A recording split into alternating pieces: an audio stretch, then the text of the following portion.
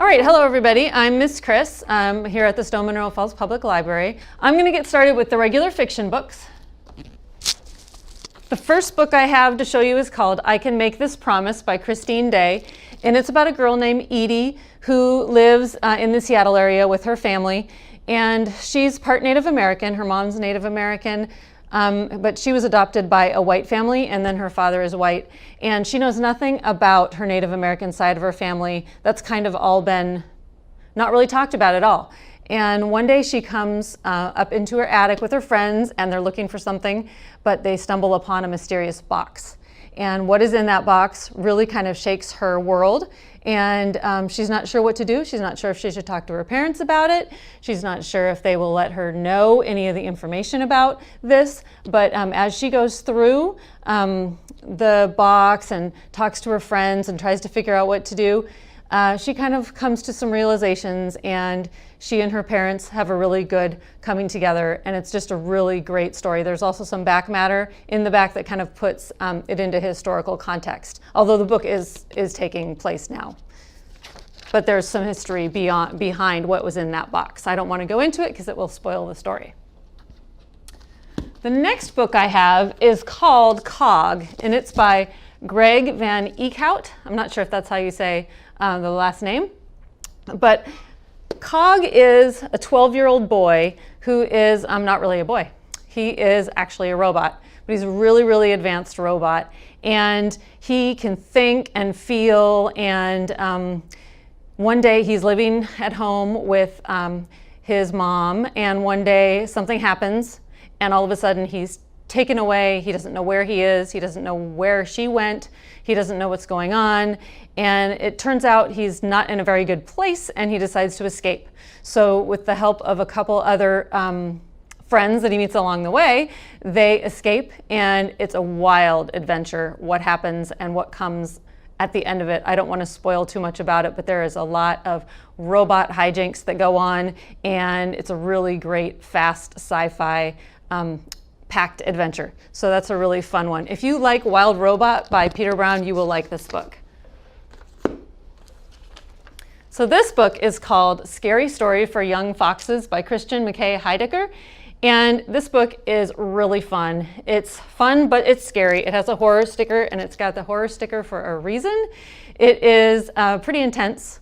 But they're basically what it is it's a family of foxes, and these little foxes want to hear some scary stories, and their mom tells them some scary stories, but they're really not scary enough. So they go off and they find this storyteller, and this storyteller is an old fox, and he starts telling them all these stories, and each story gets scarier and scarier and scarier, and they kind of all come together at the end. So it kind of makes one big long narrative. There are all kinds of scary creatures, badgers, and other foxes and humans and stuff like that. And there's some great illustrations in here too. So if you like scary stories, this would be a good one for you. The next one I have is Lalani of the Distant Sea by Erin Entrada Kelly. She's won the Newbery. So she's a pretty good author for Hello Universe. And this book is about a girl who, it's based on Filipino folklore, and it's about a girl who lives in this village, and her village is in peril. Her mom's also really, really sick. And so she goes off on this epic quest to try to figure out how to save her mom and save her village. She goes to a place called Mount Isa. And there are all kinds of fantastical creatures and folklore and things that she has to overcome. It's quite a good quest story. So, and it's really good on audio. I listened to it on audio, so that's a good recommendation if you like to listen to audiobooks. This book was not here, so I just have a piece of paper. This one's called When You Trap a Tiger by Keller. And it's a book based, a lot of it's based on Korean folklore.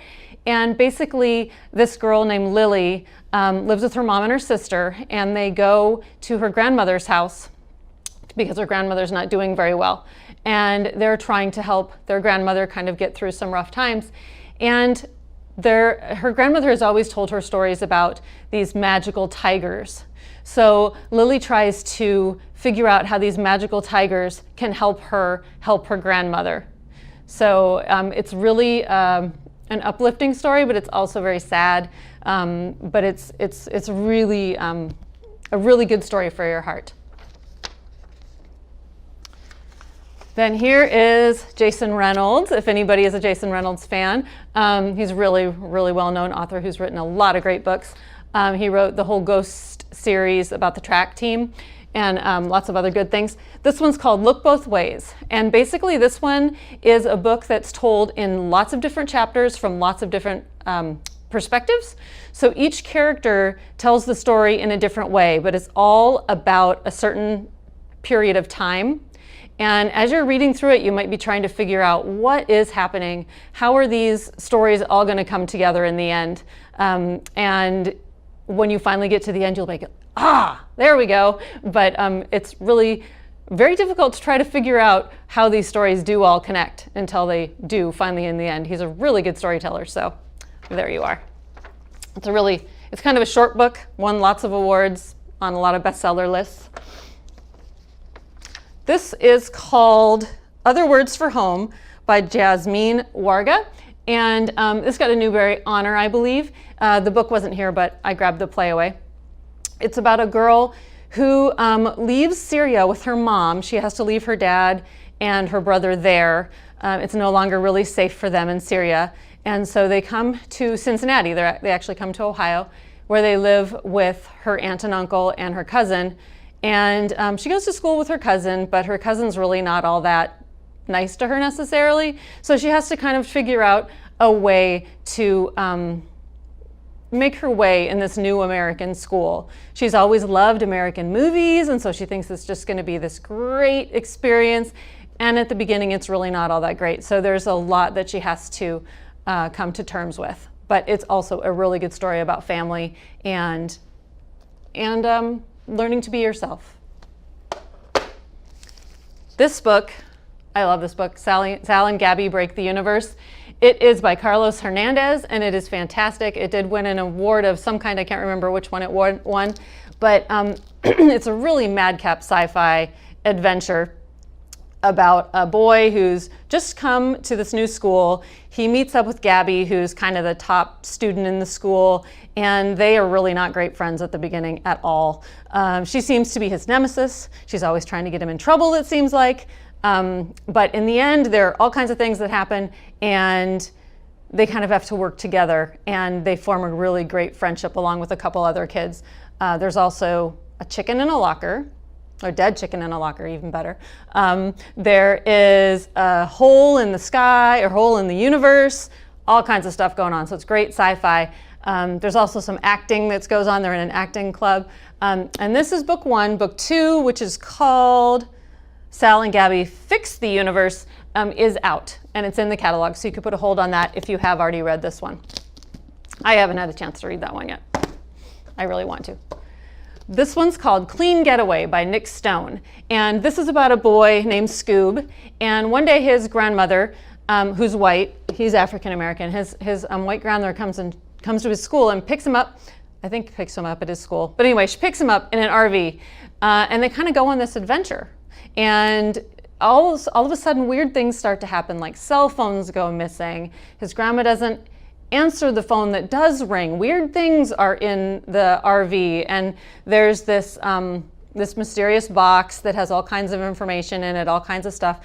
So Scoob's trying to figure out what's going on with his grandma, and he's also had some trouble back at school, so he's kind of thinking through that, and he's having some trouble with his dad, and it's just kind of a rough situation. But they're on this RV adventure, and as they go on this adventure, it's kind of backtracking through something that his grandmother had done with his grandfather. And you learn a lot about the civil rights movement in America, especially in that part of the country, in the South where they are. And it's ultimately a really good book. There are definitely some sad parts, but it's ultimately very uplifting, and it's also a great listen. Speaking of great listens, Tristan Strong Punches a Hole in the Sky is fantastic. It is fast-paced. It's by Kwame Mbalia. It's super fast-paced. It's a great story about this boy right here, and his name is Tristan, and it won awards as well. And he was in an accident, and his friend died in this accident, and he wasn't able to save his friend, and he feels terrible about it, and he has his friend's journal. And in order to kind of maybe help him along, he has to go down to Alabama and live with his grandparents for a little while. And on the first night there, strange things start happening in his room. There is a sticky doll that shows up, and this sticky doll kind of takes him on an adventure, and it is really fast-paced. It's based on West African folklore and African American folklore. It's got all kinds of great heroes like John Henry, and it is just fantastic. Really, really, really, really great. Really good listen. It's really, really well done as an audiobook. And the new book is coming out in October. Tristan Strong Destroys the World, but we have to wait till October, unfortunately. I have a few graphic novels, but I had to only pick out some older things because all the new things were not here yet or were checked out. So I wasn't able to actually get my hands on any of those to read them to show you. This one is New Kid by Jerry Craft. It won the Newbery Medal last year. And this book is about Jordan, who goes to this school, a brand new school. It's a really ritzy prep academy kind of place, and he's not sure if he's going to fit in. It's not a really very diverse place, and he has to kind of figure out how he fits in, how it works with who he wants to be. He's an artist, and he really would rather go to art school. But his mom really wants him to go here and have him kind of figure out if this will work for him. If not, he can go to art school in a couple years, but he's really got to give it a go. And there are a lot of things that go on in this school that really aren't that great. Some people don't treat him all that great, but some people really do, and he has a really great relationship with a lot of his friends. So it's a good story about middle school, about fitting in, finding your place, and understanding that there are a lot of good things that can come in a lot of different packages. This book is called Monster on the Hill, one of my favorite graphic novels. It's actually kind of old now, but it is really, really good. It's by Rob Harrell, and it's about this monster right here, and his name is Rayburn, and he is really kind of mopey. And he's supposed to be up on this hill, and he's supposed to come down and scare his town every once in a while, but he just doesn't ever do that. He's really mopey and sad. He's kind of lost his zest for scaring people. But one day, the town decides they really, really need a scary monster. They need their monster back. So they send off this disgraced doctor named Dr. Wilkie, and then this little kid named Timothy, he kind of tags along. He's the town crier. And so they go up and they try to convince Rayburn that he needs to come back down and start scaring the town again.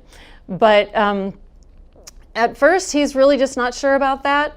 And they said, well, maybe we should go visit some of your other monster friends. So they go to visit some of his other monster friends, and before you know it, they realize that some scary thing is actually working its way into their town because their town is not protected by a monster at all. I mean, even though Rayburn was sitting up on the hill and not doing anything, he was still there. So now without a monster there, their town is in peril, and they have to figure out if they can get back, if Rayburn can be strong enough, what can they do to save their town? So it's a really fun graphic novel. This one's called Sanity Tallulah by Molly Brooks. It is a book about two girls who live in the space station, and Sanity here is really, really scientifically minded. She is always inventing things, and she knows how to do all kinds of stuff. And well, she invents something she's really not authorized to invent. It's a creature that really should not have been allowed to be invented. And she has also come up with a way to feed this creature, which also might be a little bit of a problem. And then all of a sudden things start happening on the station, and everybody assumes that's her creature who has gotten loose. So they try to go find her creature and figure out if that is indeed what is causing all these problems on the station before chaos ensues. Well, chaos already has ensued, but before the station gets destroyed. So that's really fun. There's also a book 2 called Field Trip, and then book 3 is coming out in 2021. And then finally, in the graphic novel category, I have Pashmina by Nidhi Chanani. I'm not sure if I'm saying her name right. It's about a girl she's in high school, and she's an art student as well, and she's kind of trying to figure out what's going on in her life. She lives with her mom in America. Her mom had come over from India, and her uncle has just told her that his wife is having a baby, and she kind of feels like she's going to be displaced because she's not going to be able to spend as much time with her uncle. And in the meantime, she finds this box in her mom's closet, and it has a pashmina inside, which is this nice piece of beautiful cloth. And when she puts that pashmina on, she's transported to this magical Indian land that is beautiful. It has an elephant and a peacock guide, and she learns about India, and she really wants to go to India. So she talks to her mom, and her mom says, I really don't want to go to India. I don't want you to go to India. And she's just not telling her anything about her life, about her father, about what it's like in India. And so she finds out that her aunt is expecting a baby. So her aunt says that she can come to India. And so she flies there, and she learns a lot about her culture. And in doing so, she also takes this pashmina with her, and it has magical powers that other people get to experience. So you learn a lot through what people see when they have this pashmina on, and then when they take it off, how that changes how they think about the world and about their choices. And then I have 3 nonfiction books to show you. The first one is called The Undefeated by Kwame Alexander and Kadir Nelson. It's a picture book, but I thought you might like to see it because it's got absolutely gorgeous illustrations. It won a lot of awards, and it's based on a poem that Kwame Alexander, he's the one who wrote the crossover book, things like that, really popular books. So it's based on a poem that he wrote, and then Kadir Nelson did the illustrations, and it's about many great African-American heroes in the United States. Then I have Apollo 8, The Mission That Changed Everything by Martin Sandler. And this is a book about the Apollo 8 mission that took place in the 60s. And it kind of talks about everything that happened leading up to it, some of the things that were going on at the same time that sort of affected how the mission went off, and how the astronauts dealt with things, and talks about they had a Christmas Eve or a Christmas Day broadcast they did and different things like that. So it's really kind of interesting if you like history of space, if you like space at all. And there's some great pictures in here, some pictures from inside the Apollo 8 capsule and things like that. So if you are interested in space, this would be a good one. We also have a lot of other great books about space that could go along with this. And finally, there's a really fun series, if you haven't ever read it, called Scientists in the Field. And these are a bunch of great books about what scientists do out in the world that teaches them more about our natural world.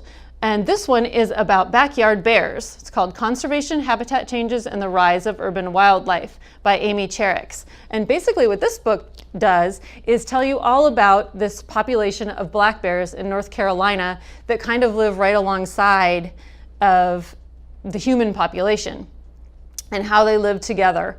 And so there's this study that took place where they would tag the bears, and then they would go out and they would do kind of tests on them. They'd try to figure out where they were, how they were living with people, how different things you do can have an effect on bears. And so it's very much about living together with nature. And then there are little stories in here as well about some different kinds of animals that also live in urban environments. And so they're just little snippets about some of those other types of animals, like some wild hogs in Berlin. So this is a really good book with lots of great illustrations of bears, so many great bear pictures. And also, if you like this type of book after you've read this one, there are lots of other ones in this series that you might enjoy. So thanks for listening, and I hope you check out some of these books that I've talked about. Thank you.